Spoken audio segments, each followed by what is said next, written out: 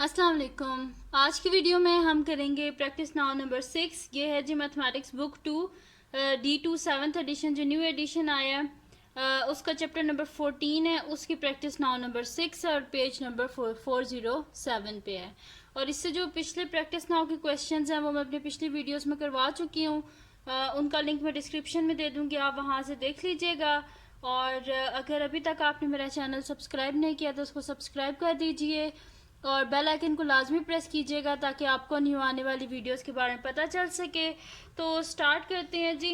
Practice now number 6 है, page number 407, chapter number 14 है, sets नाम है इसका चैप्टर का। तो इसका जी हमारे पास प्रैक्टिस नाउ नंबर 6 का क्वेश्चन नंबर 1 है हमारे पास। फर्स्ट पार्ट है हमारे पास कि it is given that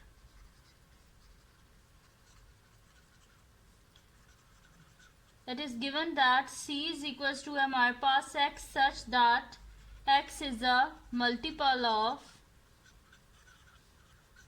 6 such that x is greater than 0 and x is less than equal to 18। ठीक है, ये हमारे पास एक गिवन है सेट। और एक हमारे पास है जी एंड डी है हमारे पास जी x such that x is a multiple of 3 such that x is greater than 0 and x is less than equals to 18। ठीक है जी, ये हमारे पास गिवन है दो सेट्स। फर्स्ट है हमारे पास x such that x is a multiple of 6 such that x is greater than 0 and x is less than equals to 18। ठीक है, इसमें हमने करना क्या, मल्टीपल ऑफ 6 लिखने हैं जो कि 0 से बड़े हों और 18 से छोटे हों या 18 के इक्वल हों। ठीक है, और एक हमारे पास सेट 2 है, डी है सॉरी, जिसमें हमारे पास गिवन है x such that x is a multiple of 3 such that x is greater than 0, x 0 से बड़ा होना चाहिए and less than equals to 18, 18 से छोटा हो या 18 तक। ठीक है, तो इनको हमने फर्स्ट इसका जी हमारे पास पार्ट है कि list all the elements in C and in D in set notation। ठीक है जी, ये जो हमारे पास C और D में है इसको हमने सेट नोटेशन में लिखना है। ठीक है, तो C क्या आ जाएगा हमारे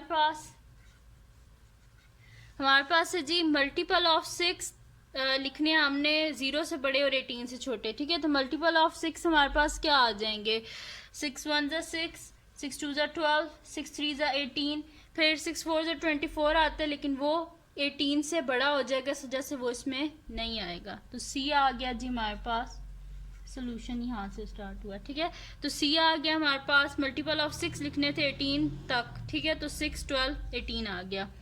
देन उसके बाद हमारे पास D है जी, मल्टीपल ऑफ 3 लिखने 18 तक, तो वो हमारे पास आ जाएगा जी 3 1 ज़ा 3, 3 2 ज़ा 6, 3 3 ज़ा 9, 3 4 ज़ा 12, 3 5 ज़ा 15, 3 6 ज़ा 18।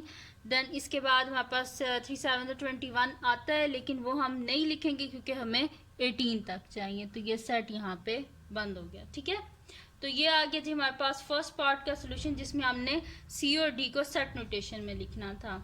अब इसका जी हमारे पास सेकंड पार्ट है कि फाइंड C इंटरसेक्शन D। हमने C intersection D find out करना है। इंटरसेक्शन का मैं पहले भी आपको बता चुकी हूँ, इंटरसेक्शन में वो वाले एलिमेंट आते हैं जो दोनों सेट्स में कॉमन हो। ठीक है, तो हमारे पास क्या आ जाएगा, सोल्यूशन लिखते हैं जी C इंटरसेक्शन D हमारे पास आ जाएगा, पहले सेट C लिखें 6 12 18, देन इंटरसेक्शन फिर सेट D लिखें 3 6 9 12 15 18। ठीक है जी, अब क्या करना है, हमने C इंटरसेक्शन D लिखना है यानी कि इन दोनों में जो कॉमन है, तो 6 आ रहा है दोनों में, फिर क्या आ रहा है 12 आ रहा है दोनों में, 18 भी दोनों में आ रहा है। ठीक है, तो हमारे पास C इंटरसेक्शन D क्या आ गया, 6 12 18। ठीक है जी, अब इसका थर्ड पार्ट है हमारे पास, draw Venn diagram to represent the set C and D। अब हमने क्या करना है जी, वेन डायग्राम ड्रॉ करनी है जो कि सेट सी और डी को रिप्रेजेंट करे। ठीक है जी, तो यहाँ पे हम बना लेते हैं। देखें हमारे पास क्या है, सेट डी क्या है, 3, 6, 9, 12, 15, 18। जो सेट डी है उसमें सी के सारे एलिमेंट हैं। ठीक है, तो हम पहले सेट डी का सर्कल बनाते हैं और उसी के बीच में सी भी आ जाएगा हमारे पास। ठीक है, थर्ड है, अब हमारे पास हमने वेन डायग्राम ड्रॉ करनी है।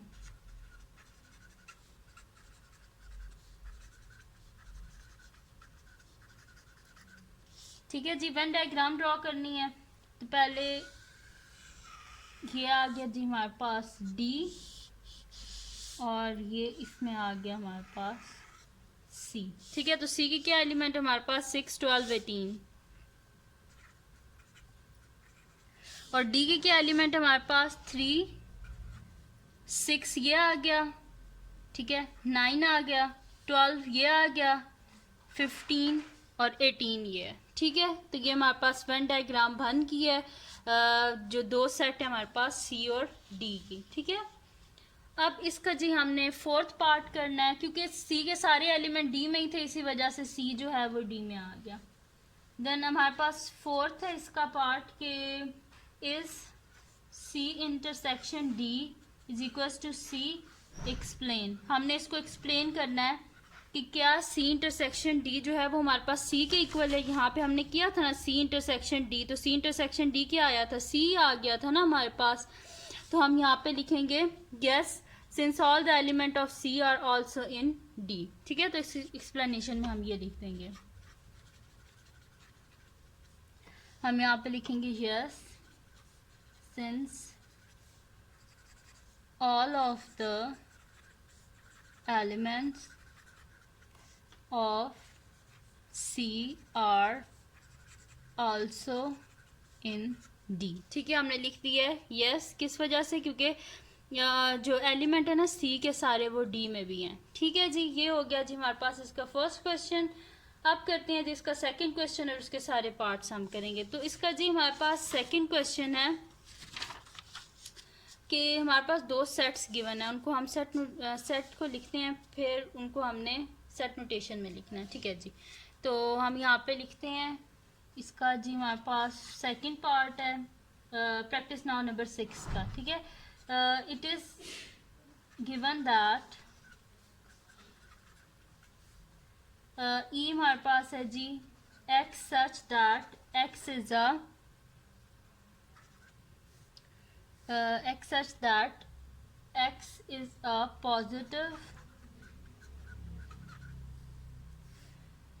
positive integer and a factor of,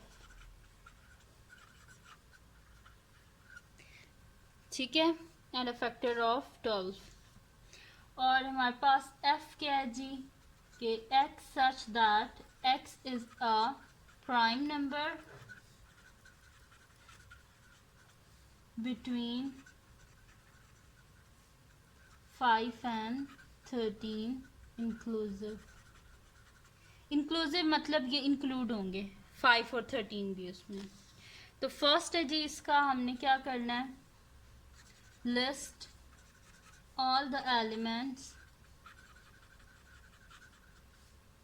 in E and F in set notation. ठीक है, ई और एफ के जो एलिमेंट्स हैं उसको हमने क्या करना है, सेट नोटेशन में लिखना है। तो स्टार्ट करते हैं इसका सोल्यूशन। तो ई क्या है जी हमारे पास, X such that X is a positive integer and a factor of 12। Positive integer है, फैक्टर ऑफ 12 है, तो 12 किस किस के टेबल में आता है हमारे पास, तो ई आ जाएगा जी हमारे पास 12 आता है हमारे पास, 1 12 जा 12 होता है, 2 6 जा 12 होता है, 3 4 जा 12 होता है, 4 3 जा 12 होता है हमारे पास, 6 2 जा 12 होता है, 12 1 जा 12 होता है। तो ये सारे हमारे पास फैक्टर्स आ गए पॉजिटिव इंटीजर्स जो कि मल्टीपल हैं हमारे पास 12 के। ठीक है, जो फैक्टर हैं 12 के, तो 1 2 3 4 6 12। अब जी एफ है हमारे पास के x such that X is a prime number between 5 and 13। Prime number वो होते हैं जो सिर्फ अपने टेबल में आते हैं, और 5 और 13 के बीच में कौन से प्राइम नंबर हैं, और 5 और 13 बीच में इंक्लूडेड हैं। तो पहला तो 5 आ गया, 5 के बाद कौन सा ऐसा नंबर है जो सिर्फ अपने टेबल में आता है, 7 आता है जी। फिर उसके बाद 8 जो है वो 4 के टेबल में आ जाता है, 9 3 के टेबल में आ जाता है, 10 2 के टेबल में, 5 के टेबल में, 11 सिर्फ अपने टेबल में आता है। देन इसके बाद 12 है, वो भी 6 के टेबल में आता है, ठीक है, और ये इन सब के टेबल में आता है। फिर उसके बाद आता है जी हमारे पास 13। तो ये सारे आ गए हमारे पास प्राइम नंबर 5 और 13 के बीच में, और ये इंक्लूडेड है बीच में। सही है जी, ये हो गया, हमने सेट नोटेशन में लिख लिया। अब इसका सेकंड पार्ट है हमारे पास के फाइंड ई इंटरसेक्शन एफ। हमने ई इंटरसेक्शन एफ को फाइंड आउट करना है, ठीक है। सेकंड है जी find E intersection F explain, ठीक है जी। ई इंटरसेक्शन एफ हमने फाइंड आउट करना है। तो ई इंटरसेक्शन एफ, इन दोनों में आप देखें क्या कॉमन आ रहा है, कुछ भी कॉमन नहीं ना आ रहा। तो यहाँ पे मैं लिख भी देती हूँ आपको, E intersection F is equals to, पहले सेट ई लिख लें, देन इंटरसेक्शन सेट एफ लिख लें।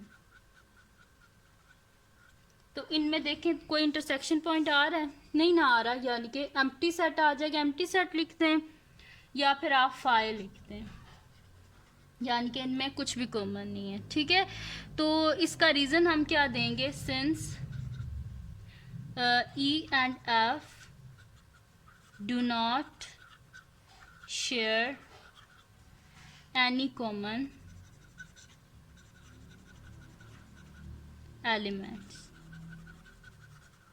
ठीक है। ई और एफ कोई कॉमन एलिमेंट नहीं है इनके बीच में, इस वजह से ये किसके इक्वल है, एम्प्टी सेट के, या फाइल लिखते हैं, ठीक है जी। अब इसका हम करते हैं जी नेक्स्ट पार्ट, जो थर्ड पार्ट है इसका, उसमें हमने करना क्या है कि वेन डायग्राम ड्रॉ करनी है, ठीक है। तो वेन डायग्राम ड्रॉ कर लेते हैं। तो शीट ले लेते हैं हम एक, तो जी हमने करनी क्या है, when diagram draw. Third part है जी इसका, ड्रॉ वेन डायग्राम, ठीक है जी। वेन डायग्राम ड्रॉ करनी है। तो वेन डायग्राम में ये दोनों तो एक दूसरे से, मतलब कि इनमें तो कुछ भी कॉमन नहीं है, इस वजह से ये अलग-अलग से इस तरह बन जाएंगे।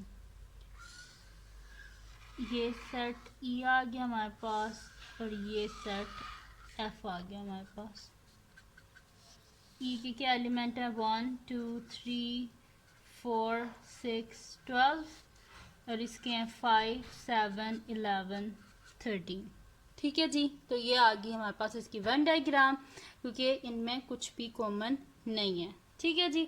तो ये हो गया जी हमारे पास इसकी प्रैक्टिस नाउ नंबर 6, जिसके 2 क्वेश्चन थे और दोनों हमने सॉल्व कर लिए हैं।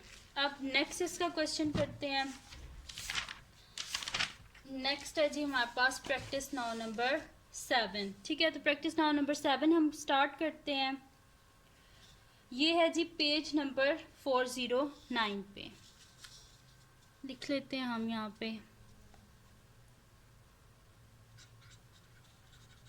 Practice now number 7, page number किधर गया, 409, ठीक है। प्रैक्टिस नाउ 7 है हमारे पास, और पेज नंबर 409 है हमारे पास। अच्छा जी, इसका अब हमारे पास क्वेश्चन नंबर 1 है। इसका जी क्वेश्चन नंबर 1 है हमारे पास, इट इज गिवन दैट, हमारे पास 2 सेट गिवन है, सी एक हमारे पास गिवन है, X such that X is a positive integer and a factor of 8, ठीक है। एक्स के हमारे पास पॉजिटिव इंटीजर और फैक्टर ऑफ 8 है, और एक हमारे पास सेट डी है जी, X such that x is a positive integer and a factor of 16, ठीक है। एक हमारे पास क्या है, x such that x is a positive integer and factor of 8, यानी कि factor of 8 है हमारे पास, और दूसरे में हमारे पास क्या फैक्टर ऑफ 16 है। तो इसका जी फर्स्ट पार्ट है क्वेश्चन नंबर 1 का कि list all the elements of in C and D है, ठीक है, इन सी एंड इन डी। ठीक है, हमने एलिमेंट्स लिखने हैं सी और डी के, तो सोल्यूशन लिख लेते हैं। तो सी के क्या एलिमेंट हमारे पास आ जाएंगे, हमने लिखने हैं पॉजिटिव इंटीजर फैक्टर ऑफ 8। तो 8 किस किस के टेबल में आता है हमारे पास, 1 8 ज़ा 8 होता है, ठीक है, और 2 4 ज़ा 8 होता है, 4 2 ज़ा 8 होता है हमारे पास, ठीक है, और 8 1 ज़ा 8। ये सारे आ गए हमारे पास, फैक्टर्स ऑफ 8 आ गए हैं। उसके बाद हमारे पास सेट डी है। सेट डी में हमारे पास क्या आ जाएगा, x such that x is a positive integer and a factor of 16। हमारे पास क्या है जी, पॉजिटिव इंटीजर है जो कि हमारे पास क्या है, फैक्टर ऑफ 16 है, ठीक है, पॉजिटिव इंटीजर है जो कि 16 के फैक्टर्स हैं, ठीक है। तो 1 16 ज़ा 16 होते हैं, 2 8 ज़ा 16 होते हैं हमारे पास, 4 4 ज़ा 16 होते हैं, फिर 8 2 ज़ा 16 होते हैं, 16 1 ज़ा 16 होते हैं। तो ये हमारे पास आ गया जी 1 2 4 8 16, ठीक है। सी आ गया हमारे पास 1 2 4 8 और डी आ गया हमारे पास 1 2 4 8 16, ठीक है जी। ये हमने इनको लिख लिया है सेट नोटेशन में। अब इसका नेक्स्ट जी हमारे पास पार्ट है जिसमें हमने क्या करना है कि ड्रॉ वेन डायग्राम, ठीक है, वेन डायग्राम हमने ड्रॉ करनी है। तो ड्रॉ कर लेते हैं जी। सेकंड पार्ट है draw Venn diagram. When diagram draw करनी है हमने सी और डी की। तो अगर आप देखें तो सी के जो सारे एलिमेंट है वो डी में हैं, ठीक है। तो उसकी वेन डायग्राम हमारे पास किस तरह बनेगी, एक हमारे पास सेट डी बनेगा, उसके बीच में ही सेट सी बन जाएगा हमारे पास, ये सी हो गया और ये डी। तो सी के क्या एलिमेंट है हमारे पास 1 2 4 8। तो यहाँ पे लिख देते हैं 1 2 4 8 और पीछे रिमेनिंग कौन सा एक रह गया 16। तो ये आ गया हमारे पास यहाँ पे 16, ये आ गया हमारे पास इसकी वेन डायग्राम, ठीक है जी। ये हो गया इसका सेकंड पार्ट। अब इसका थर्ड पार्ट है हमारे पास from the Venn diagram find C union D. Third part है जी हमारे पास from the Venn diagram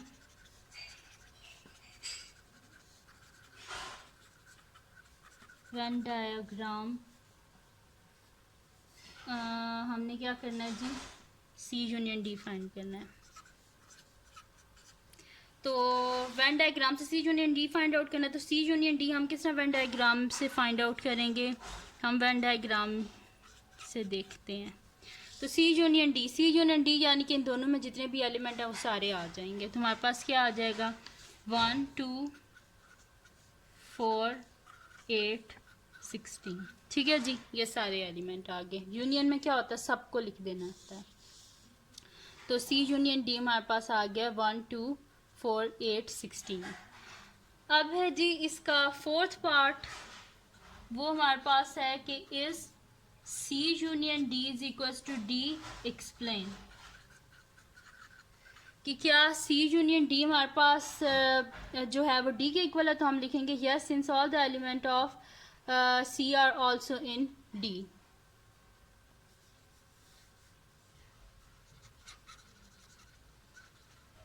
Yes, because since all the elements of C are also in D, ठीक है। हम लिखेंगे yes since all the elements of C are also in D। C के जो सारे एलिमेंट है वो D में है, तो जाहिर सी बात है C यूनियन D D के इक्वल ही आएगा, ठीक है। ये हो गया जी हमारे पास प्रैक्टिस नाउ नंबर 7 का क्वेश्चन नंबर 1। अब करते हैं हम इसका नेक्स्ट क्वेश्चन। तो जी नेक्स्ट पार्ट के लिए हम नेक्स्ट पेज ले लेते हैं जिस पे हम करेंगे इसका नेक्स्ट पार्ट, ठीक है। हमारे पास अब जी इसका 2 है, वो लिख लेते हैं हम। क्वेश्चन नंबर 2 है जी हमारे पास।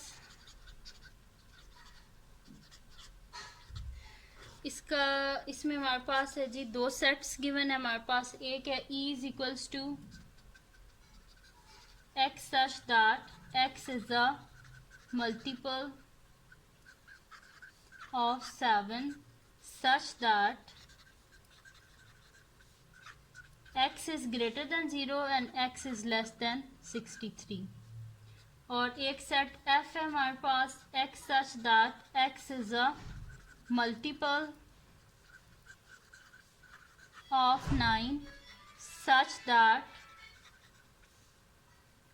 multiple of 9 such that x is greater than 0 and x is less than 63। ठीक है, अब इसका फर्स्ट पार्ट है हमारे पास कि list all the elements in E and F in set notation। ठीक है जी, अब हमने क्या करना है, जो हमारे पास E और F है इसको हमने सेट नोटेशन में लिखना है। तो E क्या होगा हमारे पास, x such that x is a multiple of 7 such that x is greater than 0 and x is less than 63। हमने 7 के मल्टीपल लिखने हैं लेकिन 63 से छोटे। ठीक है, तो वो हमारे पास क्या आ जाएंगे, E आ जाएगा हमारे पास 7 1 is 7, 7 2 is 14, 7 3 is 21, 7 4 is 28, 7 5 is 35, 7 6 is 42, 7 7 is 49, 7 8 is 56। Then उसके बाद जो नेक्स्ट हमारे पास मल्टीपल है ना 7 9 जब वो हमारे पास 63 आ जाता है तो वो हम नहीं लिखेंगे। ठीक है, बस 56 तक, क्योंकि 63 से छोटे होने चाहिए।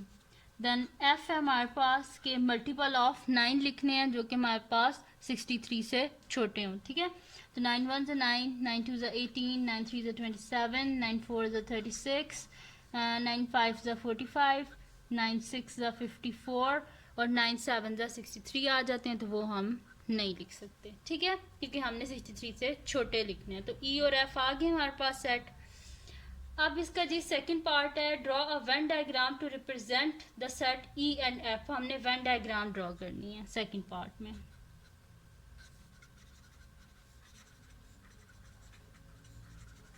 ठीक है जी, तो ये सेट ई आ गया हमारे पास और ये सेट एफ आ गया हमारे पास। वो ये मैंने इस वजह से इस तरह बनाया क्योंकि इनमें कुछ भी कॉमन नहीं है हमारे पास। ठीक है, देखें 7 14 21 28, इधर 9 18 27 36 45 54, इनमें कुछ भी कॉमन, अगर कॉमन होता तो ये ओवरलैप करते और यहाँ पे हम कॉमन लिखते थे, लेकिन कुछ भी कॉमन नहीं है। इस वजह से ये सेट ई है और ये सेट एफ है। तो इनके एलिमेंट्स बीच में लिख देते हैं 7 14 21 28 35 42 49 56 और एफ के भी एलिमेंट लिख देते हैं 9 18 27 36 45 54। ठीक है, इनके एलिमेंट्स कोई भी एक जैसा नहीं है। ठीक है, इस वजह से ये अलग सर्कल बने हैं क्योंकि ये दोनों क्या है, इनमें कुछ भी कॉमन है, इनका इंटरसेक्शन में कुछ भी नहीं आता। अब जी इसका थर्ड पार्ट है हमारे पास कि from the Venn diagram find E union F. ठीक है, हमने क्या करना है जी, E union F find out करना है वेन डायग्राम से। तो ई यूनियन एफ हमारे पास क्या आ जाएगा वेन डायग्राम से। किस तरह हम फाइंड आउट करते हैं ई यूनियन एफ, यानी कि इन दोनों के जो एलिमेंट हैं उन सबको हम लिख देंगे। ठीक है, तो हमारे पास क्या आ जाएगा जी 7, फिर 9 लिखते हैं, फिर 14, फिर 18, फिर 21, फिर 27, 28, फिर 35, 36, 42, 45, 49, 54 and the last one is 56। ठीक है, तो ये हमारे पास आगे 7 9 14 18 21 27 28 35 36 42 45 49 54 56। ठीक है, इन सब में जितने भी एलिमेंट्स थे सारे लिखते क्योंकि यूनियन है, यूनियन में सब आ जाते हैं। अब इधर हमारे पास इसका थर्ड पार्ट था, वो भी हमारे पास हो गया। ठीक है, तो ये ख़त्म होगी हमारे पास प्रैक्टिस नाउ नंबर 7। ठीक है, मुश्किल नहीं है, इजी से ही क्वेश्चन है, बस आपको कॉन्सेप्ट क्लियर होना चाहिए। अब हम नेक्स्ट करते हैं इसकी जी, प्रैक्टिस नाउ नंबर 8 है अब हमारे पास, तो इसको स्टार्ट करते हैं। ये भी कोई मुश्किल नहीं है, इजी है, वैसे ही है जैसे पहले हम क्वेश्चन करते रहे हैं, कुछ डिफरेंट नहीं है इसमें। तो स्टार्ट करते हैं जी practice now number 8। Practice now लिख लेते हैं, प्रैक्टिस नाउ नंबर 8 पेज 410 पे है।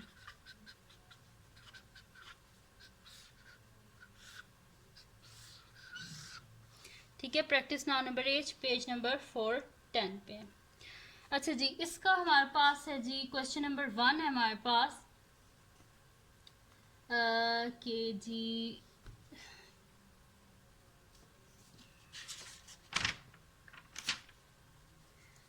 क्वेश्चन नंबर 1 लिख लेते हैं। क्वेश्चन नंबर 1 है जी हमारे पास, गिवन एक universal set xi is equals to x such that x is a positive integer not more than 9।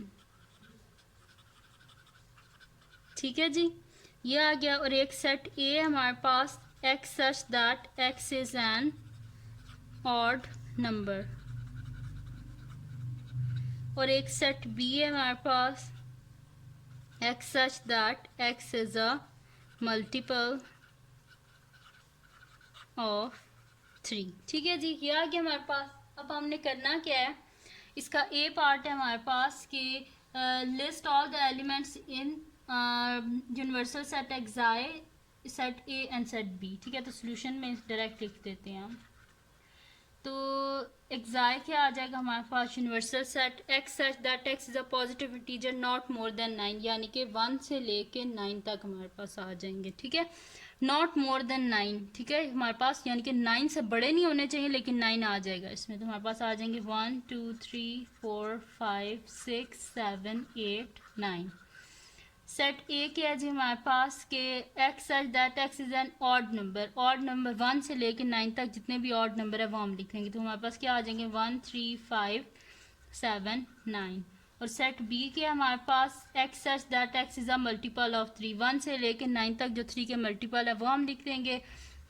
3 1 ज़ा 3 3 2 ज़ा 6 3 3 ज़ा 9। बस ये हो गया। ठीक है, अब इसका जी बी पार्ट है हमारे पास, draw the Venn diagram to represent the set. हमने इसकी क्या करनी है जी, वेन डायग्राम ड्रॉ करनी है। तो ड्रॉ कर लेते हैं इसकी वेन डायग्राम हम।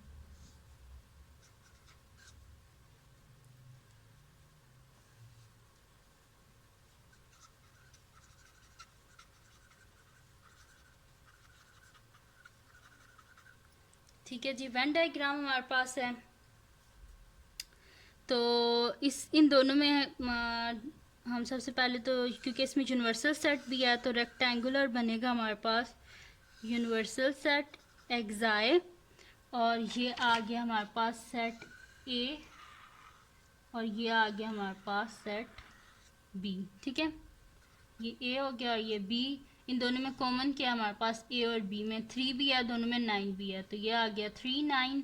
और बाकी जो रिमेनिंग है वो लिख लेते हैं। बी में पीछे 6 बच गया, और ए में पीछे क्या बच गया 1 5 7। और यूनिवर्सल सेट में पीछे क्या बचेंगे 1, ये है, 2 नहीं है, 2 यहाँ पे लिख दें। फिर 3 4 नहीं है, इसमें 4 लिखते हैं।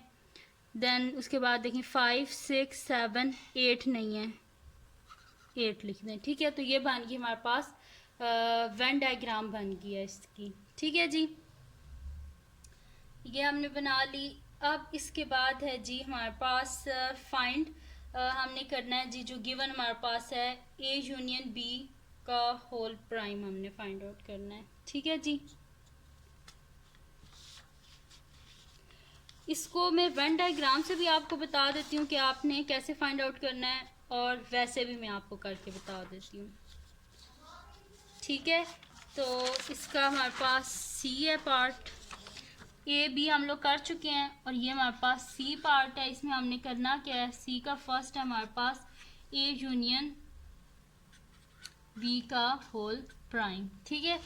तो ए यूनियन बी हमारे पास क्या आता है, ये आता है ना ये सारा, और A union B whole prime यानी कि यूनिवर्सल सेट में से इन दोनों के यूनियन को अगर माइनस कर दें तो पीछे क्या आता है हमारे पास 2 4 8 आता है, ठीक है। तो अगर आप वेन डायग्राम से करें तो डायरेक्ट आपको पता चल रहा है कि 2 4 8 इसका आंसर है। लेकिन अगर आप इसको रिटर्न सॉल्व करते हैं, ठीक है, फ्रॉम वेन डायग्राम अगर आप करते हैं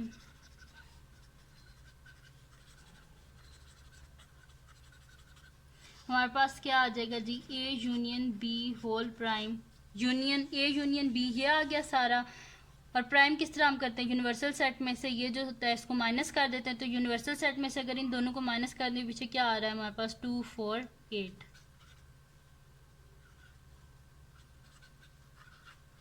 ठीक है। और अगर हम इसको सॉल्व करें A union B whole prime, ठीक है, सेकंड मेथड कर लेते हैं, ठीक है जी। अगर तो आप इसको खुद से सॉल्व कर रहे हैं तो ए यूनियन बी हमारे पास क्या आ जाएगा, पहले सेट ए लिख लें 1 3 5 7 9, यूनियन बी सेट लिख लें 3 6 9। तो इनका यूनियन करें तो हमारे पास क्या आ जाएगा 1 3 5 6 7 9, ठीक है। ये आ गया हमारे पास 1 3 5 6 7 9। अब हमने क्या फाइंड आउट करना है, A union B whole prime. तो A union B whole prime हमारे पास किसके इक्वल होता है, universal set minus A union B, ठीक है।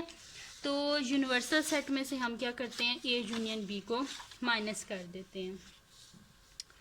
तो हम यहाँ पे लिख देते हैं जी universal set minus A union B is equals to, universal set क्या हमारे पास 1 से लेके 9 तक, तो 1 2 3 4 5 6 7 8 9 माइनस ए यूनियन बी के हमारे पास 1 3 5 6 7 9।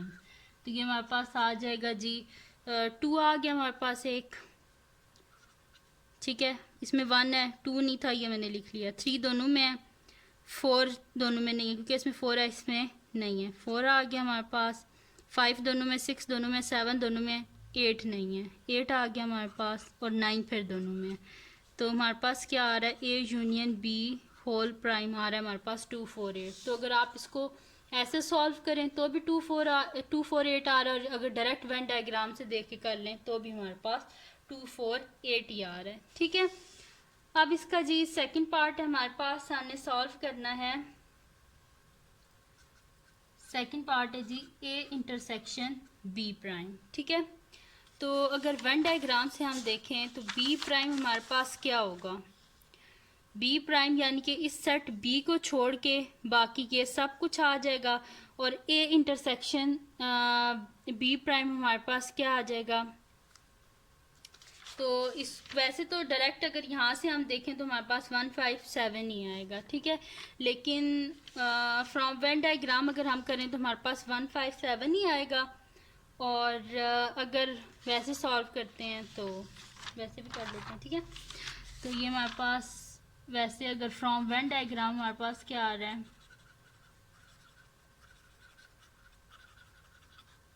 ए इंटरसेक्शन बी प्राइम हमारे पास आ रहा है जी 1 5 7, ठीक है। क्योंकि हमने करना क्या है, ए इंटरसेक्शन बी प्राइम हमने करना है। तो बी प्राइम हमारे पास क्या आएगा, सिर्फ इसको छोड़ के बाकी ये सारे एलिमेंट 1 2 4 5 7 8, ठीक है, ये सारे आ जाएंगे। और फिर ए इंटरसेक्शन बी प्राइम ए में भी हों और इन एलिमेंट्स में भी हों, तो वो क्या आ रहा है 1 5 7 आ रहा है, ठीक है। अब इसको सेकंड मेथड से सॉल्व भी कर लेते हैं। तो सेकंड मेथड यहाँ पे मैं लिख रही हूँ, ठीक है। आपकी मर्जी है, वेन डायग्राम से कर लेंगे, इस तरह कर लें।